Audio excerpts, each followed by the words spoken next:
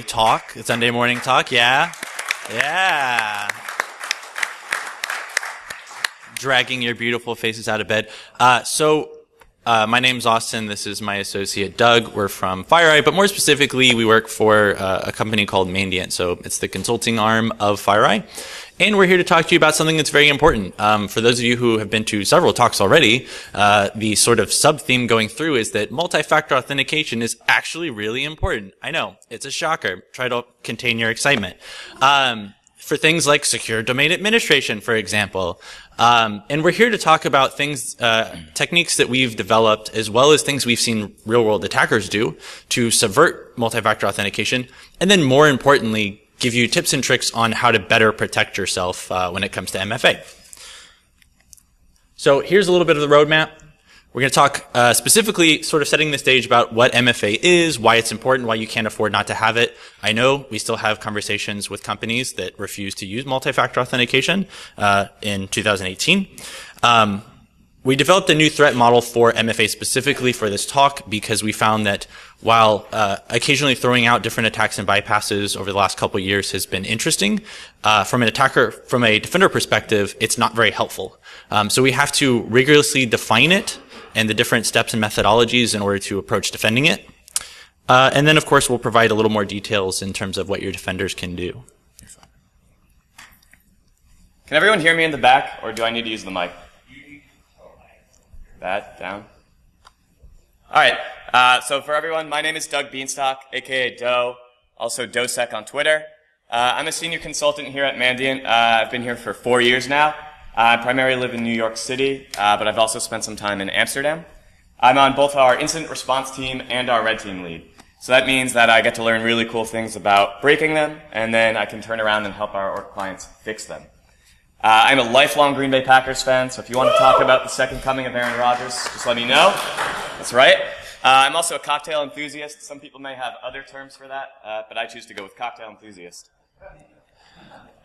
All right, and I am Austin Baker. I'm a principal consultant. I've been at Mandiant for 5 years. Just like Doug, I started out on the incident response side. Then I said, hey, it's really cool to hack stuff.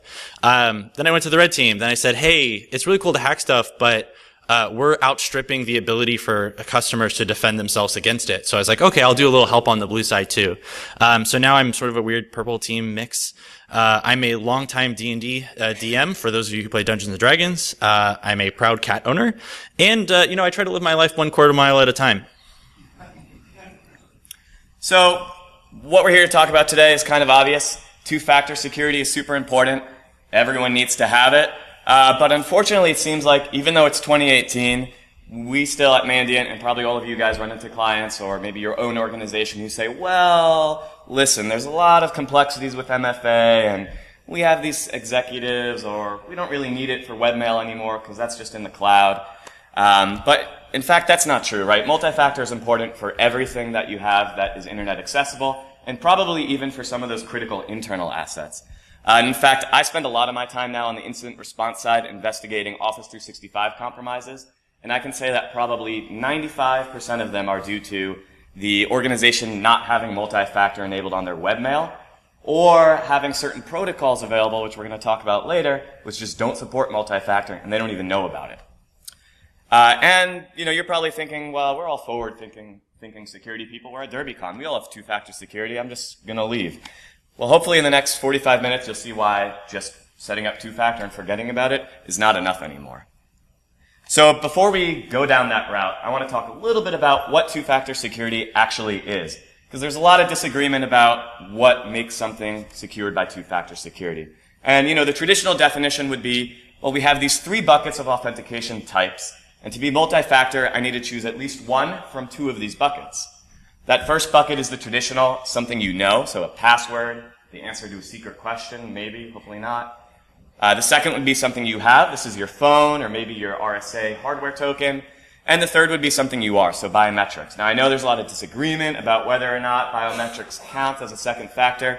We're not going to touch that today. We're just going to assume it is for now. The problem with this definition is a lot of organizations forget key parts of it. They forget that part where you need to choose 2 things from 2 different buckets. Instead, many organizations do what we call double dipping. they're going to have something like a password, and then their second factor is maybe a 4-digit PIN that you also need to memorize. So that's double dipping. You actually don't have two-factor security if you're doing this. So as we've done more and more testing on the red team side, we've realized that the frame of mind was always, once I get this thing set up and working, I never need to look at it ever again because it secures all the things. The problem is that was never acceptable, and especially now it's not, because attackers have wised up to this. There's a lot of, when you're installing it and setting it up, there's a lot of operational needs that you immediately get confronted with that attempt to undermine the security of multi-factor authentication from the get-go. So the first is exceptions. I know several large organizations that have exceptions applied to certain user accounts. Your CEO doesn't feel like looking at his phone every time he needs to check his email.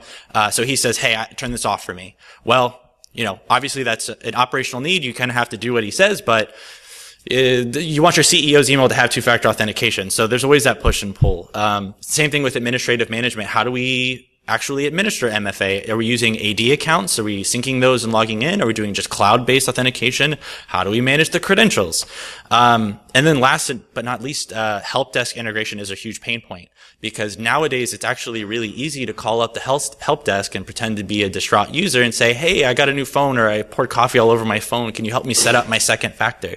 And the poor help desk people are just trying to get through the day and get through all the tickets they have to do. So again, it's a constant combat between operations and functionality and then security. So, we know that going into this, it's very complex. MFA is very hard to deploy appropriately, but we hope that by discussing this and discussing all the techniques that we're about to dive into, we can get people set up for success. So we're going to just do a little bit of the history. So we've been doing research on this since 2015. And way back in 2015, we saw a lot of companies primarily using physical tokens. RSA tokens were the popular tool of choice. But we noticed that software and phone token usage was growing, and it's growing quite rapidly. And, the obvious answer is because everything's in the cloud now. You can access everything via your phone apps plug into everything. You've got single sign-on, you've got webmail now. Everything's stored off-site. So you need a secure way to access it, and you can't send everyone a physical token in most organizations, because that's 250,000 physical tokens you'd have to send. So as we put more and more behind multi-factor authentication, attackers realized that they had to confront the problem head-on and develop techniques to get around it. And that's what we're going to be talking about today. So in order to break it down in a way that's digestible, we split it up into a 3-stage model. So the first stage is pre-authentication. So this is the attacker essentially setting the trap. This is before any user is logged in, before any session has been created, techniques attackers can do to bypass multi-factor authentication and get access to a session. The second stage is after they have access to a single time-limited session, what can the attacker do to maintain multi-factor access to that account? And then finally, post-exploitation. This is assuming everything has gone wrong. You've lost domain admin credentials. They've compromised your entire environment from, say, the Active Directory side. How can an attacker use those credentials and that access to backdoor multi-factor authentication even further? So, start at the beginning. This is how attackers get their foot in the door. This is the setup.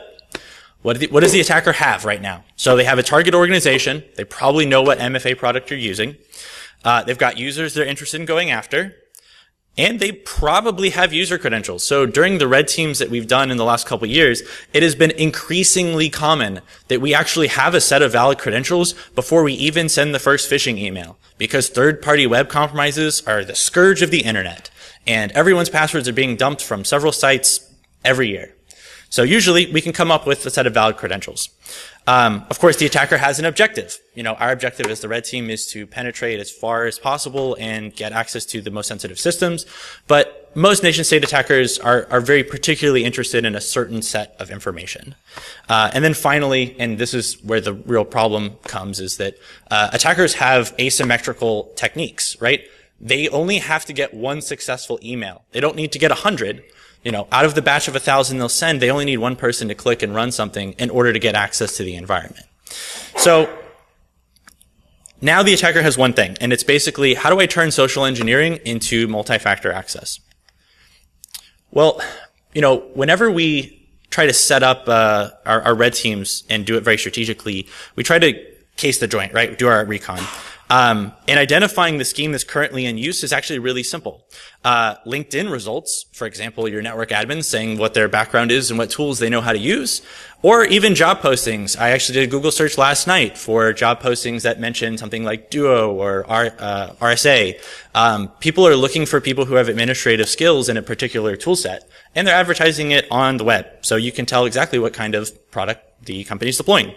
Additionally, you can use stolen credentials. So the picture here is an example of when you log in with a single factor set of credentials and you don't have an automated delivery mechanism defined for your account. So it gives you this nice little option where, oh, I can select what phone I want it to go to. I can select which method I want. Well, this is really great for attackers because they can log in with the single factor credentials. It's not a failed login. They can say, oh, this is good to know. And then they can just cancel and back out of it because now they know, hey, this is two-factor secured and your user doesn't know their credentials have been compromised at this point. So attackers are going to be looking for, what's the MFA product? What is the source of the second factor, right? Is it a physical token? They can usually determine that based on how it asks for the second password, or the second PIN. Is it a software token? What delivery mechanisms are supported? Is it just SMS? Do they do phone calls? Is it a push request? God forbid, do they allow you to send the token to an email account, which of course would mean the email is single factor authenticated? So when we're actually executing the attack, originally, back in the early days, 2015, 2014, we took a very simple approach. It was, hey, just pretend to be the guy they want to talk to. So we'd set up a site, duplicate their VPN or web login, and have them send their credentials to us. And then we would take those credentials and we would log into the legitimate site on their behalf. And we would finish the multi-factor authentication protocol with them. So if they sent us, put an SMS code in our website, we would put that into the target website. And at the end, we would just push the user off to another web page, say, oh, sorry, there was an error. And then we'd log in and we'd have an authenticated session. So this is really annoying to do because you have to do everything basically within the span of about 30 seconds. And if you miskey something or someone's not sitting there waiting, like for 15 minutes straight, just waiting for someone to enter something, you can miss that window. So a lot of red teams, ours included, have actually developed some tools that handle this process automatically. So this problem gave us the tool called Phish by two of our colleagues, Pan Chan and Trevor Haskell. And basically what it's relying on the fact that if you have a multi-factor authentication scheme and you're using token codes, those codes are probably valid for between 30 to 60 seconds. And this is just because we're all humans. We need time to read the token code, put it into the website, miss a digit, backspace, type it correctly. And this gives attackers a small but sufficient window to capture a code and replay it. And Phish does all of that automatically. So it's going to sit on your phishing page, capture those credentials, send it somewhere that you can actually use them, and also distract the user at the same time. So what that's going to look like is you'll have your phishing page. Let's say it's your web-based VPN portal. It's going to be configured to accept the password, the username, and that second code. Let's say it's a PIN code. Once the victim user enters them in, it's going to be shuttled over an SSH tunnel to a consultant, a poor consultant who's just been waiting at their laptop for this to happen. Phish is going to use some Selenium magic to launch a browser, authenticate on that victim user's behalf, and voila, you have your authenticated multi-factor session. On the other side of things, we're going to automatically authenticate the victim user as well, but with an incorrect password. And so that victim user, they get directed to their VPN portal with a message that says, incorrect username or password, please try again. They just think they fat-fingered it. We've all done that, and life goes on. But as you can imagine, this is still a little complex, even though it's automated, and you have to have some poor member of your team sit in front of their laptop 24 hours a day, just waiting for that authentication to happen. Yeah. So, log in, and I might be jumping, stealing some of your thunder. If I am, I'm sorry. So, you guys log in, number one, tell them they fat finger, they go log in, number two, are they going to get a warning, maybe, saying, hey, you logged in twice? Yeah, that's a good point. They may not. It depends on how your organization has configured whatever asset that we're phishing against, right? Some organizations certainly have, you can only have one active VPN session, but a lot of them don't for whatever reason. Maybe developers need to have multiple machines, what have you. But yeah, that's definitely a concern. Yeah, and you would be surprised at how many services are out there that don't actually tell you that you just kicked off a session that already existed, right? The user may seamlessly terminate the previous session and log in successfully, but they have no idea that they just terminated someone who was logged in as them and accessing their stuff. So what other ways can we bypass multi-factor from a pre-authentication standpoint? Especially as organizations are moving towards the cloud, this was something extremely interesting to me. And so I started looking into, well, what are some ways that we can bypass this? It actually turns out, if you read some FireEye reports, that some APT groups actually stole my thunder, and they have been doing this for a little while now. But all of these cloud service providers, they give you the tools to create what are called third-party or integrated applications. And every cloud service provider has this, whether it's Office 365, G Suite, Box, Salesforce. They all give the ability for a developer to create an application that will then access data on your behalf, right? And the whole point is they want to drive synergy. They want to enhance productivity. Your sales guy doesn't want to have 6 tabs open. He wants to access Salesforce from Office 365. And the beauty of this is, by design, these applications are going to bypass multi-factor, because if you have an application running on a server, accessing someone else's data at all times legitimately, there's just no way that multi-factor works here. And the second really nice thing is that this access of the application, it's going to be valid for generally 90 days or more. And again, that's because this is a server application. The user doesn't want to be continually being asked to grant access to it. They just want to consent once and forget about it. So how does this work on the back end? On the back end, this is using a protocol called OAuth. I've copy and pasted the definition of OAuth there for you. You can read it at your leisure. In the terms of an OAuth flow, or what's called a web authentication flow, that's the one we care about, there's some parties and terms to be aware of. So the resource owner is just that end user, the person whose data is theirs. Then you're going to have the OAuth client, which is that third-party application seeking access. There will be an authorization server, also known as an identity server or an identity provider. And this is going to be the remote resource that's responsible for ensuring a user is who they say they are and issuing the tokens that an application actually needs to access that user's data. The resource server is where that data actually lives, usually the API endpoint. And then lastly is the scope. So the actual types of data that you're seeking access to. This may be, read-write access over email or read-write access to OneDrive. So how does this actually work? How does a user go from just having an application out there to actually allowing that application to access their data? So there's a concept of consent. The user is going to receive, or they're going to find, a consent link. They're going to click that link and they'll be taken to the authorization server. So it's important to know that this authorization server is a legitimate page on that legitimate cloud service provider's domain. So everything looks legit. We can see a nice little consent screen there. Note that there's not much information provided to the end user besides the data that's being accessed. And yeah, it looks legit. I would click yes to this. So how can we actually weaponize this? So we're calling malicious OAuth applications OAuth abuse. Anyone can create a free developer account on these cloud service providers, and they can instantiate these third-party applications. Then you get to go through a fun exercise of reading a lot of API documentation, learning all about OAuth and how to implement it, and maybe eventually you profit. So we've published a tool called Ponoth, which is just an open source modular platform for abusing OAuth. It provides a very nice, easy to use GUI for launching and managing these attacks. Just point and click and you can compromise users, you can search their inbox, you can upload files, you can send files, etc.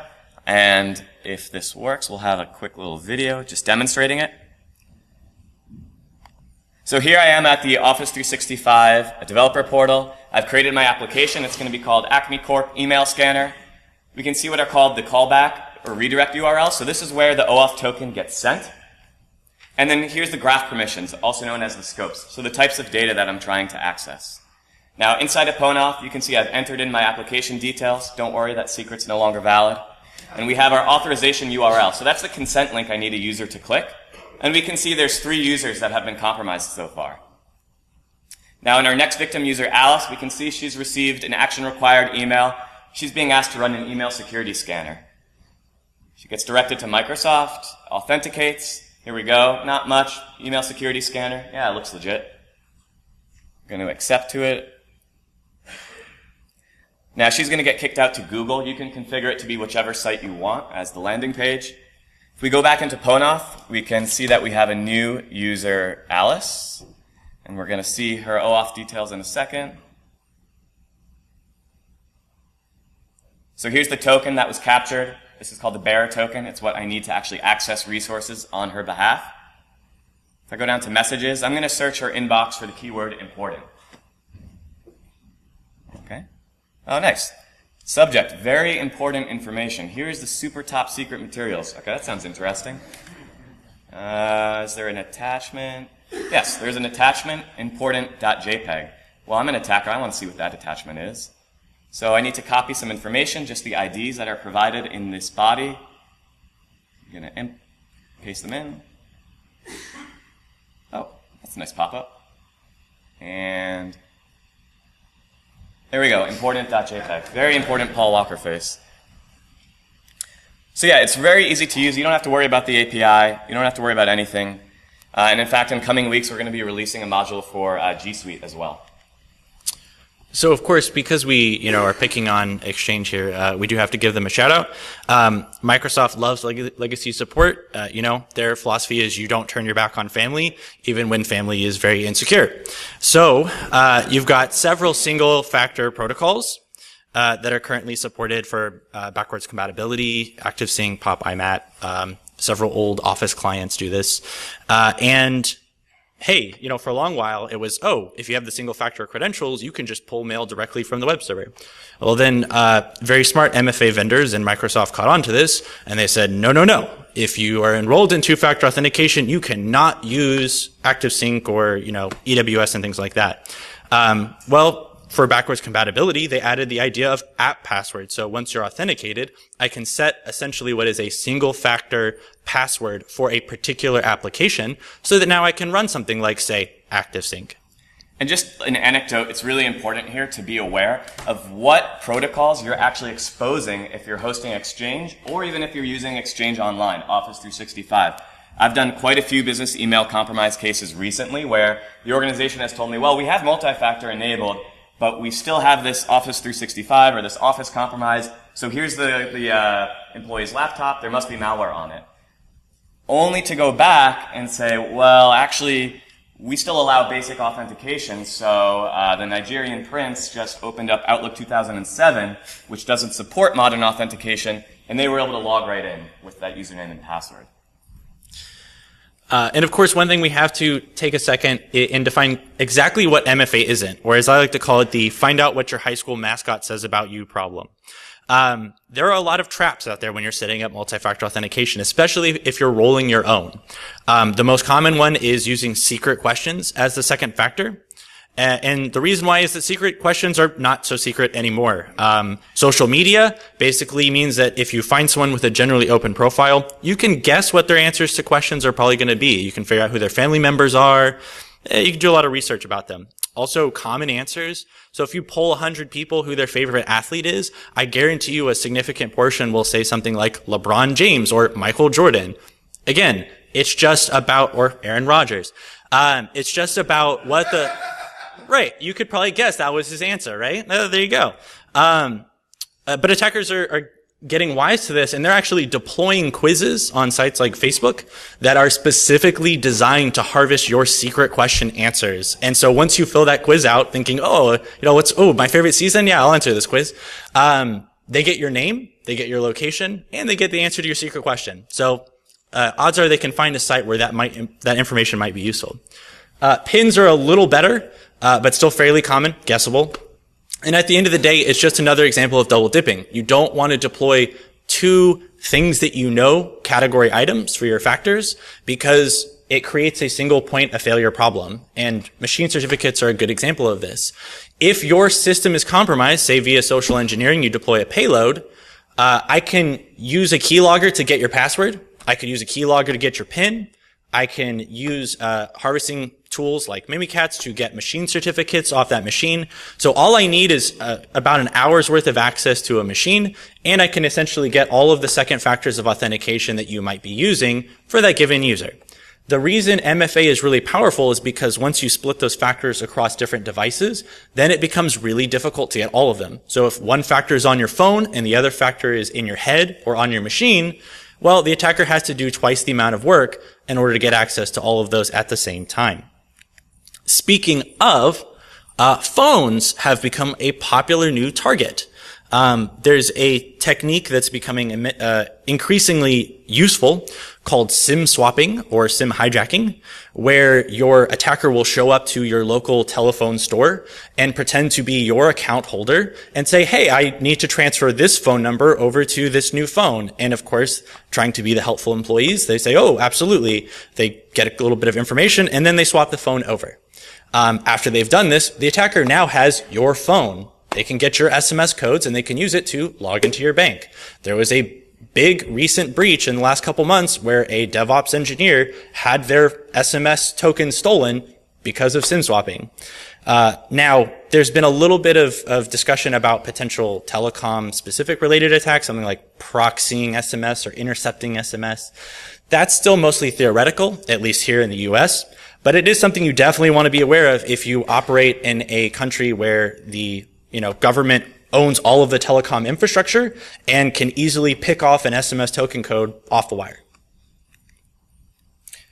So post-authentication, moving into the attacker has compromised the user through some pre-authentication method or otherwise they have one single session, let's say to the VPN. So what does that attacker want to do? Well, they're going to want to move through that attacker lifecycle. They're going to want to move laterally, escalate their privileges. But of course, to do that, they're going to need to maintain access day in and day out. And if they've logged into the VPN, chances are your VPN sessions expire within, hopefully at most 24 hours. And so they're going to need a way to actually gain control of or adjust the MFA flow for that one user. And of course, they're an attacker. They're going to want to maintain persistence in a stealthy manner. So we're going to seek to do this with as little disruption, as little evidence generation as possible. So when we're thinking about more modern, more newer types of authentication schemes, there's generally going to be, a self-enrollment or maybe a self-service portal. And a lot of the times these portals are going to be behind SSO or potentially if you're already on the VPN, not require an additional multi-factor code. So if you've already authenticated through one of those pre-auth techniques or otherwise, you can probably access the self-service portal without any credentials. And so there are a lot of cool things we can do. We've seen a lot of attack groups add what are called backup phones. So you have your primary phone that is yours, and then I add a backup phone, which is mine. And then next time I log in, I can just go ahead and actually specify, please send this push or please send this SMS code to phone number 2 only. And so now no one but me has that code and knows that I've accessed that account. You can also just blow away all the existing tokens and register a new one. And of course, every MFA provider has what are called bypass or backup codes. You could regenerate those, save them, and now you have probably about 20 codes that you can use whenever you want. We've also seen, and it's also been talked about at this con already, some multi-factor solutions that rely on AD attributes, perhaps the phone attribute for the user object. Well, if I'm the attacker, I can just go ahead and change that AD attribute to a new phone number, and now I have multi-factor. And lastly, on the more traditional side of things, this has probably been talked about quite a lot already, but if you have any sort of random number generator type, two-factor, it's going to require what's called a seed file, so some cryptographic material to actually prime that random number generator. And a user who's just joined the company or who has a new phone, they need a way of receiving those token files. And what's the easiest solution for that? Email. We've even seen places where companies will send these token files to new employees over personal email. And a lot of the times, personal email doesn't have multi-factor, or we've already talked about organizations who don't have multi-factor for webmail. So all an attacker does is compromises some credentials, logs into the webmail, searches for these files. They have common file format names, and now your two-factor becomes single-factor. So the last stage here is post-exploitation. So this is usually the aspect that most organizations are concerned about because they typically don't have to engage in any big IR process until they've realized that everything that could have gone wrong has already gone wrong. So this is a scenario when the attacker has everything, well, almost everything. So for those of you who have done red teams or pen tests at more secure, security-conscious clients, you know that MFA is a really, really popular tool that they use to segment sensitive resources away from general domain admin access, right? It is no longer sufficient just to have domain admin. Now you have to do a little extra work. So attackers will get domain admin credentials, usually pretty quickly. And they'll go after some interesting resources that are behind MFA access. So you've got your VPN. So that's a permanent backdoor. They can come in anytime they want. It's really hard to detect. Jump box servers, if you're, a tight follower of secure domain administration protocols, a la Sean Metcalf. Password vaults. If credentials are changing daily, you need to go in and get the latest version of it every time you want to use a certain account. And of course, external services, because one of the truths of real-life attackers is oftentimes they're only interested in your mail, because a lot of people send their most sensitive data between emails to each other. So from a very simple post-exploitation attack, you can just go after MFA management. And you can do this several ways, key logging the attacker, or key logging the users that are responsible for administering MFA is definitely very effective. But most often organizations have shared accounts and passwords that they store on things like SMB file shares under, say, the IT department, where they store these conveniently for everyone's usage. Now, once you're in, you have a large number of opportunities to get a backdoor in there. You can create a brand new account that's not associated with any other existing user. You can enroll a new token for an existing account. You can enable emergency bypass, so you can generate static codes that can be used in place of the second factor, and you can generate permanent and temporary ones. You can disable the requirement for MFA. This is particularly important because some people don't realize that this is actually a function of modern MFA, especially cloud-based MFA.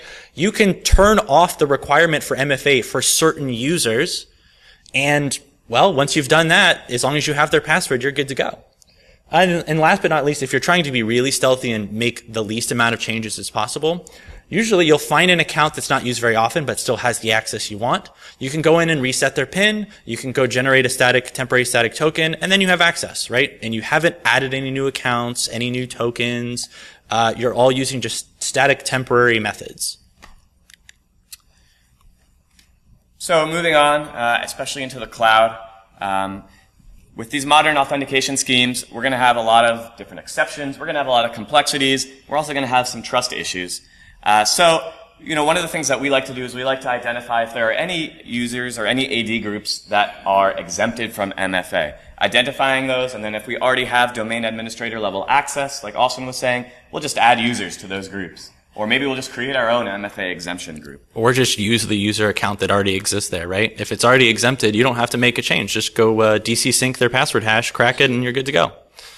We're also going to target the server and not the application. And this is really for on-prem things. But let's say you have a CyberArk password vault. That web-based interface probably requires two-factor, I hope.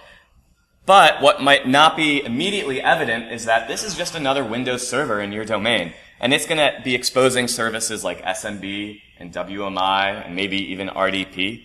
And now you start thinking, can those services support multi-factor? The answer is no. Well, at least not WMI and SMB. And so how exposed are those services on my network? Can I just, any old workstation, go ahead and mount $C$ if it has admin rights on that box? Well, then I'm just going to go ahead and mount that share, maybe pull the database off the disk directly, and now I'm done. And another interesting thing to think about, so if you watched Sean Metcalf's fantastic talk, he talks about, putting in effort to go after the user that's using the password vault. Well, if you have access to the web application that acts as the man in the middle between the user and the password vault, then you can do some fun things like edit the web code that gets presented to the user on login and access some of the data they're sending over, as well as some of the data that might be sent back. So you don't always have to go after the user in this case. It's often easy enough to go after the server because these deployment guidelines say secure the vault at all costs, and they often are followed, but the web application server doesn't get secured quite as much. And especially when we're talking about cloud-based MFA or even cloud-based services, there's a lot of trust issues. There is a lot of operational complexities. So we're not going to talk too much about the trust issues today. That's a field of active research for Austin and I, so stay tuned there. But in terms of operational complexities, this multi-factor scheme means that I need to access the cloud all of the time. Whenever I get that Duo push, I need to go to duo.com. Well, what happens when the internet goes down in my office? Am I just going to close up shop for the day? Probably not. I still want my engineers to be able to do their work. I still want to be able to make money. So there are these so-called fail open settings. And this has been talked about a lot, but it's a very important thing to be aware of that most of these solutions have fail open settings, and by default, they may be enabled. So here is a convenient screenshot from the very helpful Duo ADFS FAQ. It actually tells you a little bit about what it does, but most importantly, it tells you where that setting is stored.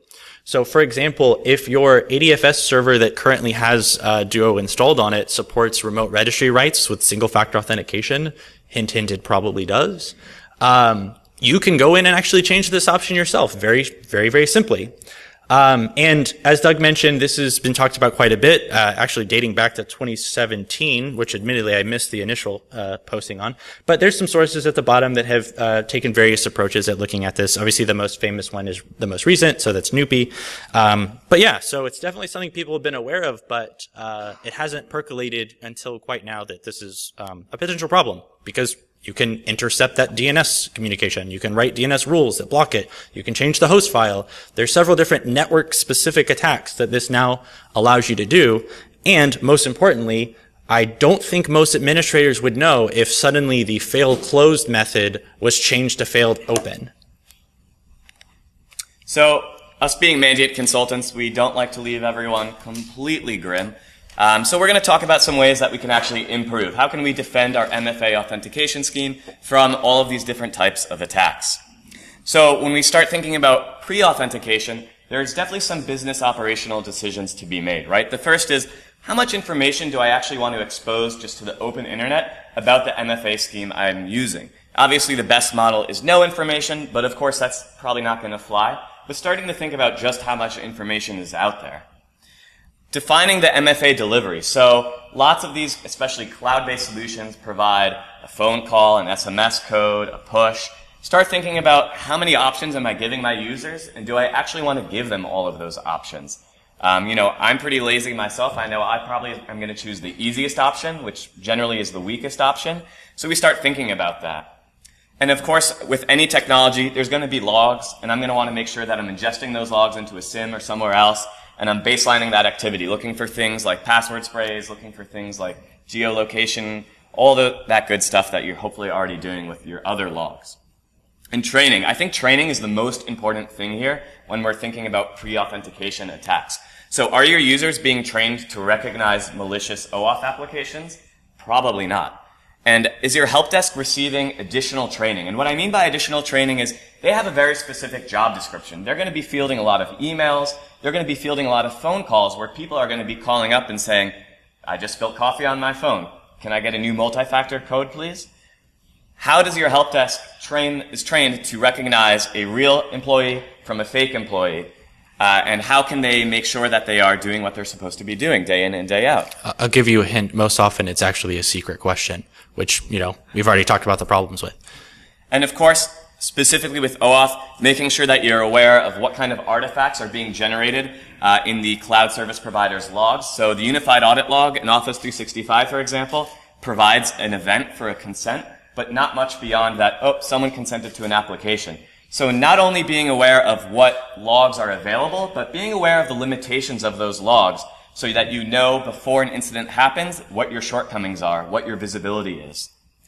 When we're thinking about reactive, so something bad has already happened, it's going to follow the traditional playbooks for a lot of social engineering. So we're thinking about blocking email addresses, blocking IP addresses, and blocking domains, and also being able to monitor your infrastructure for callbacks or for resolutions to those domains. So we're not just blocking and forgetting, we're blocking and monitoring. And consider staying abreast of the latest trends, the latest techniques, and asking yourself every time something new drops on Twitter, okay, in my organization, do I have the right logging and the right monitoring to detect this? Or can I just go ahead and block this attempt completely right now?